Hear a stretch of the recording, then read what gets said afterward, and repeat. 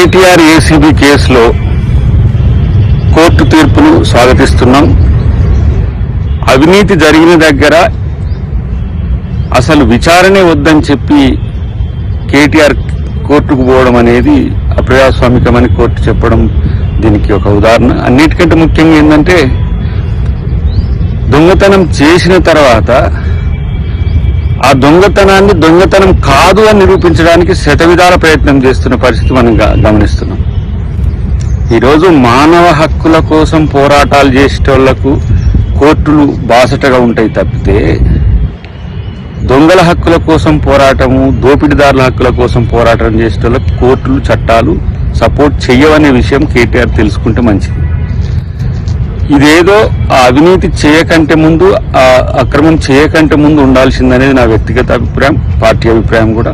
ఇలా ప్రభుత్వం ప్రజల ఆస్తులకు రక్షణగా ఉండాల్సింది పోయి మీకిచ్చిన అధికారాన్ని దుర్వినియోగం చేయడమే కాకుండా ఇష్టానుసారంగా నిధులను ఇతరులకు, ప్రైవేటు వ్యక్తులకు తరలించడం అనేది ఆర్థిక నేరం. అది ప్రజాప్రతినిధిగా ఉన్నప్పుడు ఆ ఇంత సోయిని మర్చిపోయి కేటీఆర్ చేసిన ప్రయత్నానికి ఈరోజు ప్రభుత్వం చర్యలు తీసుకోవడానికి వచ్చింది. దానికి కోర్టుల మద్దతు ఉండడం అనేది కూడా ఇది స్వాగతించాల్సిన అంశం.